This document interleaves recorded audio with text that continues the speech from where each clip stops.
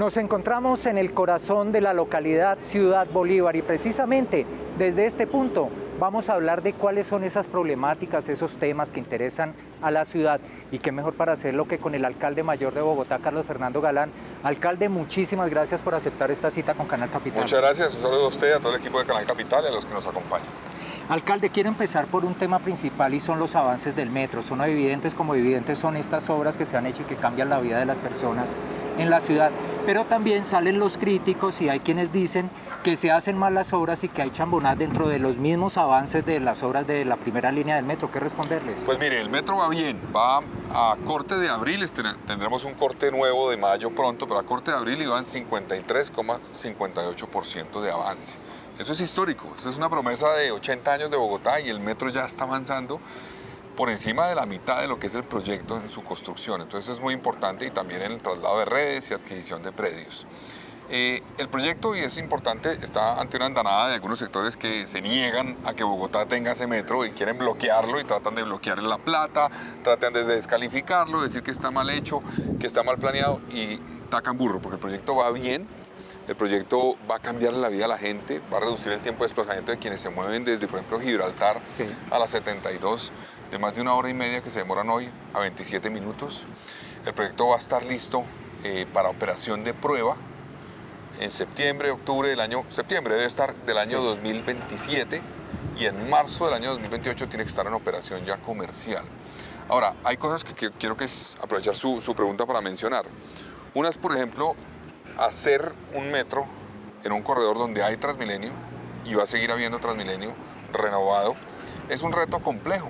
Así lo recibimos, así está el proyecto y tenemos el reto de garantizar que eso funcione, no solamente porque quede listo, sino porque durante la construcción la gente se pueda seguir moviendo en buena medida. Se afecta la movilidad de la ciudad, obviamente, porque imagínense una construcción de las dimensiones, pero para eso, por ejemplo, se diseñaron unas estaciones temporales que no son las definitivas de Transmilenio, que se hacen en un sitio donde no van a estar las definitivas. Entonces dicen, no, que es que hay una columna a la mitad, sí, porque es una temporal en una zona donde se hace mientras que se construye la definitiva. ¿Qué es lo que está generando confusión en este momento? Exactamente. La definitiva no tiene una columna en la mitad, tiene columnas pórtico que dan así a cada lado.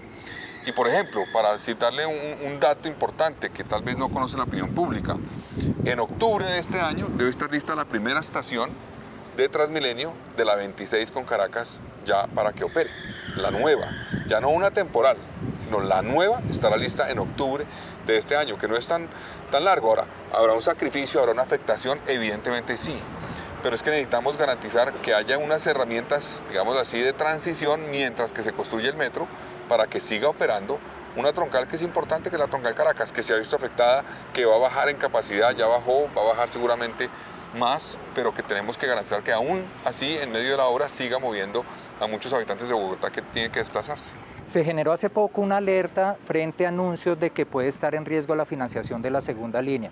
Hay financiación garantizada para la segunda línea del metro, ya cuando el propio gerente del metro también anunció que se va a abrir la licitación en el mes de noviembre. Pues mire, la licitación está en proceso para que, digamos, deben presentar antes de finalizar la mitad de este semestre, la mitad del año, perdón, en este semestre, las propuestas y luego se define quién será en el segundo semestre, el que la construya. El proyecto tiene un convenio de cofinanciación entre la Nación y Bogotá. Eso tiene varios elementos. Para financiarse, la banca multilateral está participando activamente, BID, Banco Mundial, Banco Europeo de Inversiones. Sí. Nosotros tenemos unos compromisos con la banca que esperamos que se cumplan. Entonces nosotros no vemos en principio riesgos realmente, pero pues toca estar listos a cualquier eventualidad. En el caso de la línea 1, por ejemplo, también hay unos compromisos adquiridos por Bogotá, por la Nación y por la banca, que garantizan que un proyecto que va en curso se termine. Y vamos a hacer todo lo que está en nuestras manos para que esa obra se termine. ¿Que el riesgo podría estar por la financiación del Banco Interamericano de Desarrollo? Pues nosotros, digamos, hemos tenido conversaciones con el banco. Yo estuve inclusive en el mes de abril con el presidente del banco en Washington y me dijo, el proyecto sigue, como hemos hablado siempre, con su financiación de parte del banco garantizada. Lo que es el componente del BID son cerca de 600 millones de préstamos, ya se ha avanzado, digamos, en el desembolso de una primera parte pequeña realmente, pero se está avanzando en que la segunda parte pues se pueda cumplir este mismo año, y nosotros esperamos que se cumpla ese compromiso, que es una especie de contrato que tenemos, y los contratos, consideramos, en Bogotá se cumplen. Alcalde, lo he visto a usted en una tarea pedagógica frente a las sanciones que se van a generar en el corredor de la carrera séptima frente al carril exclusivo de Transmilenio.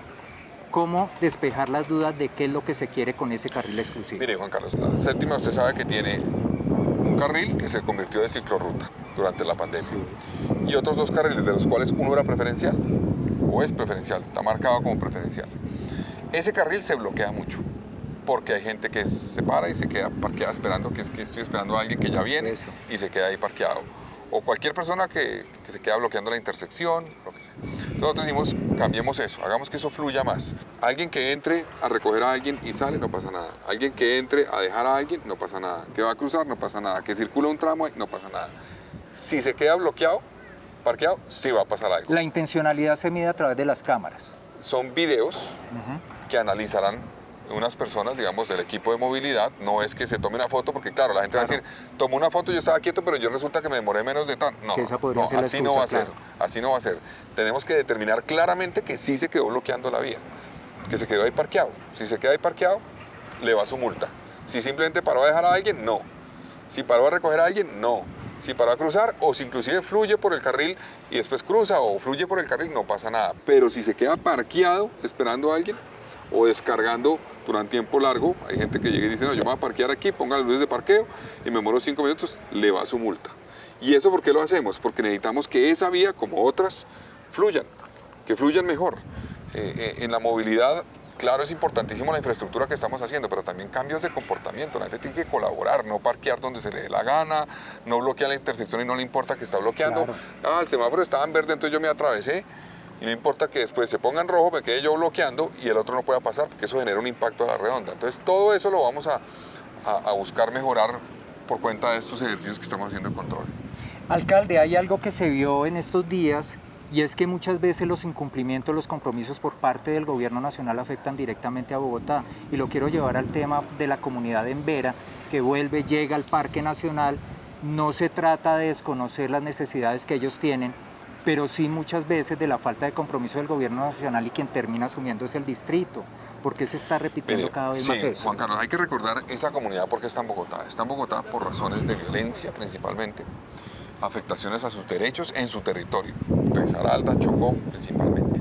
Y esa población llegó aquí, ha venido a Bogotá en diferentes etapas, diferentes olas, digámoslo así. 2021, en varios años, en los últimos 5 años. Y llegan, y la mayoría de ellos quisiera poder regresar a su lugar de origen. Quieres pedirle a la nación, hombre, haga lo necesario para que yo pueda estar seguro allá y se hagan las inversiones que me permitan estar en mi territorio. Eso es lo que quiere, el cálculo nuestro es más del 80% de los que llegan a Bogotá. Otros quisieran ser reubicados en otra zona, tal vez.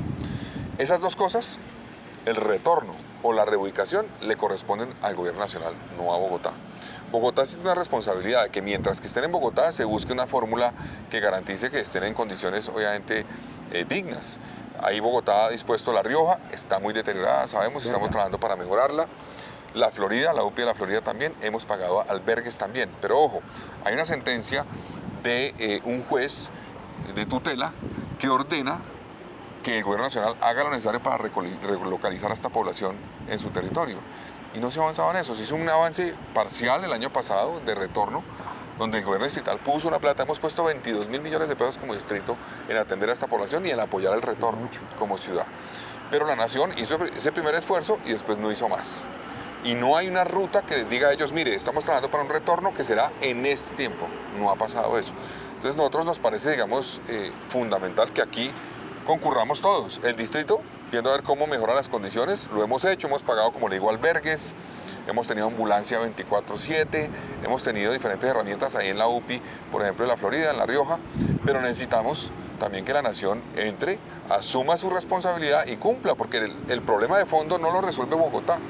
El problema de fondo que es que ellos puedan regresar a su territorio, lo resuelve la nación.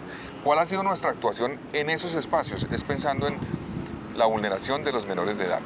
tienen muchos niños. La instrumentalización sobre todo. En algunos casos los instrumentalizan, los utilizan, por ejemplo, para bloquear vías, eso no deben hacerlo.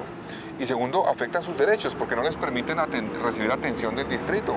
Hemos tenido casos, por ejemplo, en lo que ocurrió esta última semana, 320 niños de La Rioja que están matriculados en colegios distritales, no se les permitió ir al colegio. No les dejaron ir al colegio. 100 niños que están en Centro Samar, no los dejaron ir y los llevaron al Parque Nacional. Y el Parque Nacional, con todo respeto, no es un lugar para que duerma un niño. No, estamos además en pico respiratorio, los ponemos en riesgo, no podemos permitir eso. Y por otro, el esfuerzo nuestro es, no se trata de decir, venga, no queremos que entren al Parque Nacional per se, es que hay que garantizarle a los menores de edad cuyos derechos están protegidos y tienen una prelación sobre los derechos de los demás, tenemos como Estado que actuar acorde con eso y garantizárselos.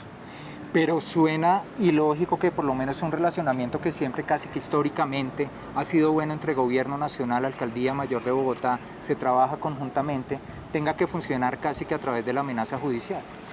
Pues es lamentable que eso pase. Hemos tenido dificultades con este gobierno en algunos aspectos. Nosotros siempre hemos tenido una actitud de buscar el diálogo. Tenemos diferencias en temas, pero hay que buscar el diálogo, tenemos una responsabilidad conjunta. Primero nosotros como Alcaldía de Bogotá y lo que tienen las secretarías, obviamente porque esta es nuestra ciudad y tenemos un gobierno que cumplir. Y el gobierno nacional porque también tiene unas responsabilidades en Bogotá. El gobierno no se puede excusar de que no tiene responsabilidades en Bogotá, tiene que tenerlas y cumplirlas. Entonces, en ese sentido sí me parece que ojalá hubiera una actitud distinta. Ahora, dificulta también los cambios. Yo le digo, creo que ha habido 3, casi, o tal vez ya 4 directores de la unidad de víctimas desde que yo llegué. Eso también dificulta las cosas. Arranca uno, va avanzando y pum, cambian. Cada 2, 3 meses cambian.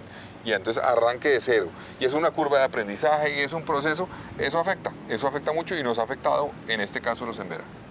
Alcalde, le cambio de tema y hablemos de la salud. Por lo menos en lo que tiene que ver con la subred Centro Oriente, la intervención por parte de la Superintendencia Nacional de Salud, ¿no es el momento de que ya acabe esa intervención y ya quede otra vez la administración a nombre del distrito? Mire, hemos pedido eso, lo hemos pedido porque consideramos que, primero, no se justificaba esa intervención cuando precisamente estábamos llegando y estábamos trabajando para mejorar desde el arranque la situación de las subredes. Todas las otras 3 subredes han mejorado sus indicadores, todas, excepto esa, la que intervinieron.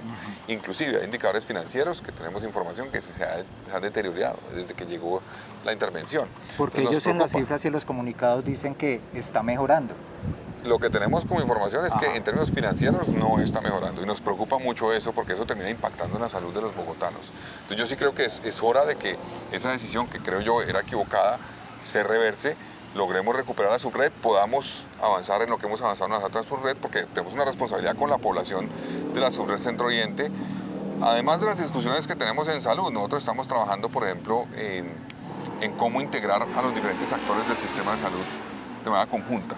Usted tiene en Bogotá una población que es un 80% del régimen contributivo y 20% subsidiado, más o menos, a grosso modo.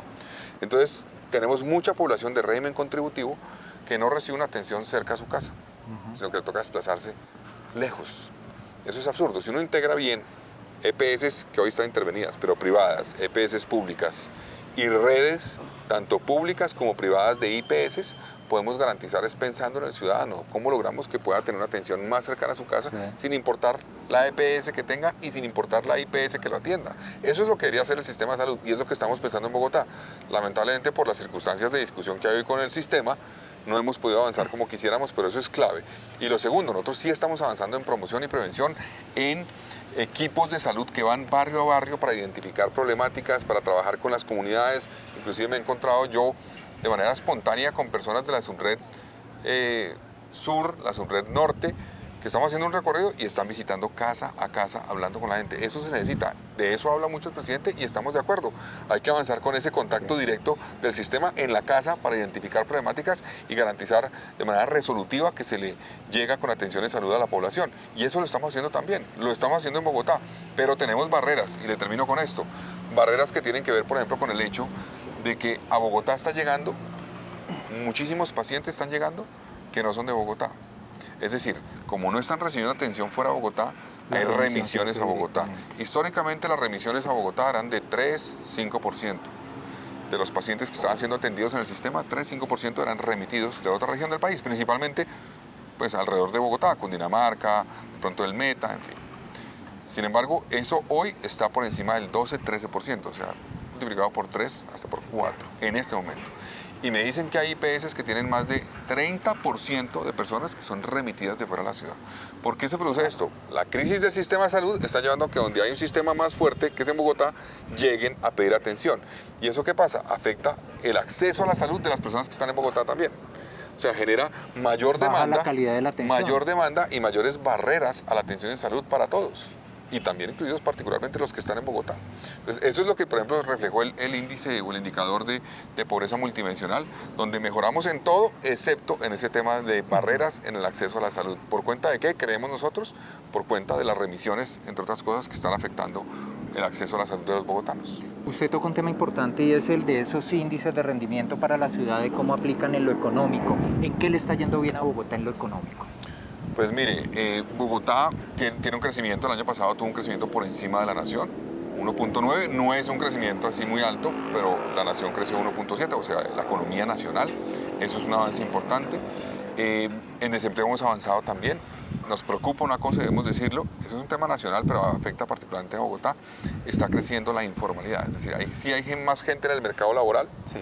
pero está entrando al mercado informal, y eso nos preocupa mucho, y por eso creo que es importante dar la discusión de la reforma laboral, en el sentido de ver cómo logramos en la reforma laboral que haya herramientas que permitan también promover que la gente salga de la informalidad y entre a la formalidad, que sea atractiva la formalidad, que sea fácil, que para las microempresas y pequeñas empresas sea fácil contratar a alguien. Eso es fundamental, porque si no, estamos promoviendo es la informalidad. Pero reforma laboral desde lo legislativo a través de consulta. Pues está la discusión en el Congreso y nosotros vamos a plantear inclusive pronto un documento que le vamos a entregar a los congresistas de la visión de Bogotá y lo que consideramos debe tenerse en cuenta. Ahí hay elementos positivos en lo que se está discutiendo, otros nos preocupan y lo vamos a plantear la semana entrante. Pero hay otros temas que de pronto vale la pena mencionar en esa pregunta que usted hace. Vimos que la inseguridad alimentaria se redujo en Bogotá de manera significativa. La moderada se redujo en más de 7%. Y la grave en 2%. Eso es un buen indicador, o sea, mejoramos mucho más que lo que mejoró la nación. La nación mejoró levemente, entiendo, en inseguridad grave, Sí. y desmejoró en la otra, es lo que entiendo, o está muy cercano al cero. Están cerca, Nosotros sí tuvimos un avance significativo y eso tiene que ver con las políticas que estamos implementando en Bogotá.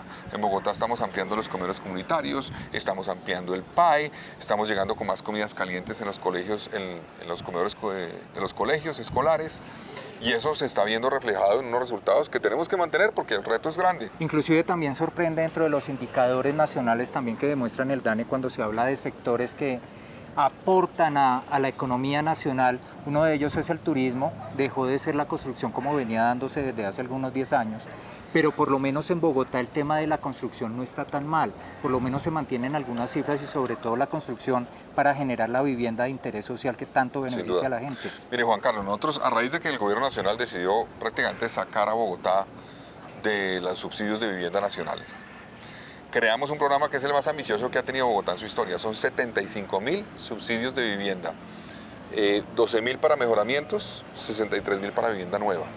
El año pasado ya adjudicamos, fueron asignados más de 5.000. En este momento estamos por encima de los 9.000 en total y este año vamos a llegar a 24.000 este año. Eso es muy ambicioso y eso está permitiendo activar. Ya los indicadores del DANE nos muestran que la construcción en Bogotá se empezó a reactivar.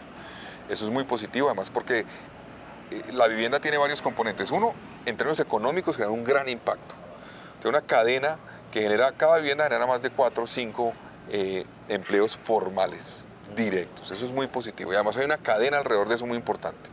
Además, la vivienda formal le abre la puerta a las personas, es una herramienta social muy poderosa, le abre la puerta al crédito, le abre la puerta, es más fácil, hay indicadores que muestran cómo es más fácil acceder a toda una cantidad de servicios y a conectarse económicamente mejor cuando se accede a una vivienda formal. Entonces es muy poderoso eso, pensar que es que la vivienda es construir y darle posibilidades a constructores que hagan vivienda y ya, no, estamos pensando en la ciudadanía, en las personas que acceden a la vivienda, entonces eso es muy positivo. Y lo otro que ha mejorado en construcción es el sector de las obras civiles, que gracias al metro, gracias a las obras de Transmilenio que se están construyendo y a las obras de valorización, hemos logrado tener un impacto. Solamente Metro tiene alrededor de 15.000 empleos generados y el IDU más de 27.000. Eso tiene un impacto económico grande y está generando un crecimiento en la ciudad. Alcalde, ya casi para ir cerrando, tema seguridad.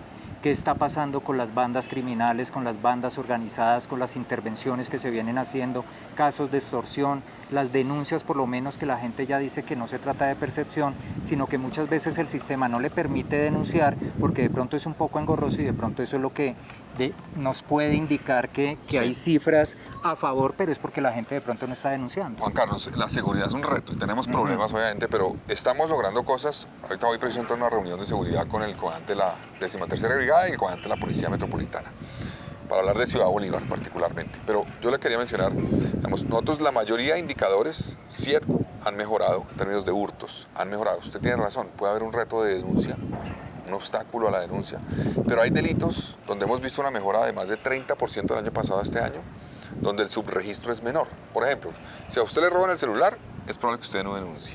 Sí. Pero si le roban el carro, usted denuncia. Para ir a cobrar el seguro, etc. Entonces, en hurto de vehículos tenemos una reducción de 33% de denuncias. Eso tiene que ver con Que un ese resultado. sería el más aterrizado. Claro, eso es más cercano a la realidad. El año pasado vimos un crecimiento de la extorsión significativo, más del 65%. Este año estamos viendo una caída, aún cuando estamos promoviendo la denuncia, porque a mí no me preocupa que crezca la denuncia, lo que me preocupa es que crezca el delito. Y si crece la denuncia, tengo mejores herramientas para identificar dónde está ocurriendo el delito, cómo está ocurriendo y cómo enfrentarlo. Entonces nosotros hemos promovido todo tipo de denuncias, hemos trabajado para facilitar la denuncia, pero tenemos esos retos. Otro delito que nos ha aumentado, que es el más grave de todos, el homicidio, nos aumentó el año pasado. Este año estamos logrando cambiar esa tendencia. Digamos, el crecimiento grande fue hasta el mes de septiembre del año pasado, donde tuvimos más de 130 o cerca de 129, 130 homicidios. Eso nos hizo crecer la tasa a 15 más o menos por cada 100.000 habitantes. Sigue siendo de las 2 o 3 más bajas de Colombia, en términos de ciudades, o está ahí entre las ciudades grandes, digámoslo así, de Colombia. Pero este año estamos ya logrando que la tendencia sea distinta. Tenemos aún un aumento este año comparado con el primer semestre del año pasado, pero la tendencia es positiva. Nosotros esperamos que el segundo semestre mantengamos esa tendencia y podamos este año reducir homicidio. Estamos viendo en Colombia, creo yo, un reto a la seguridad ciudadana que tiene que ver con lo que pasa a nivel nacional. Hoy en Colombia se produce más cocaína que nunca antes en la historia de Colombia. Yo no tengo la cifra exacta, pero por las cifras de hectáreas de coca. Sí. Y la productividad que tienen esas hectáreas, hoy se puede estar produciendo más de 10 o 20 veces más cocaína que en la época de los carteles de la droga. Y que ya no es tanto el tráfico, sino también el consumo. Ya no es solamente, digamos, para exportarla, para sacarla, sino también para distribuirla acá. Obviamente aquí está llegando también marihuana de muchas regiones del país. Este año hemos aumentado de manera significativa las incautaciones de marihuana, pero ese tema de la droga es un dinamizador, es el combustible de la violencia porque lleva el enfrentamiento entre bandas delincuenciales de tráfico de drogas y por eso tenemos que seguir luchando contra eso y así una de las prioridades nuestras es luchar contra esas bandas, pero necesitamos que también a nivel nacional haya una política distinta para enfrentar a esas bandas, porque las políticas que ha habido con esas disidencias, con esos grupos, lo que ha llevado es en cierta forma a una especie de debilitamiento del choque contra ellos y eso nos preocupa. No tiene herramientas la policía suficientes, por ejemplo. La policía tiene toda la voluntad, digo yo, y es lo que vemos, pero han reducido el presupuesto para la policía. En Bogotá lo hemos aumentado. La plata que le da Bogotá a la policía se ha aumentado y lo seguiremos aumentando. Necesitamos que la nación haga lo propio. Se también. sigue dando, alcalde, ese fenómeno de que se preparan a los policías en Bogotá, pero de otras ciudades piden y entonces sacan solo los Pues mire, uniformados de Bogotá. Bogotá tiene tal vez un dato, alrededor de 200 policías por cada 100.000 habitantes, más o menos. Y Bogotá debería tener por encima, digo yo, de 250, 280 inclusive policías por cada 100.000 habitantes. Estamos muy por debajo. Creo que tal vez es la ciudad que tiene menos policías por 100.000 habitantes de Colombia, Bogotá. Entonces eso nos preocupa. Yo creo que Bogotá necesita más pie de fuerza. No depende de nosotros, depende de los presupuestos que dan en la nación a la policía. Yo revisando cifras, por ejemplo, hace más o menos 10, 11 años, Bogotá tenía 19.000 hasta 20.000 policías llegó a tener. Hoy está por debajo de 16.000 o alrededor de esa cifra.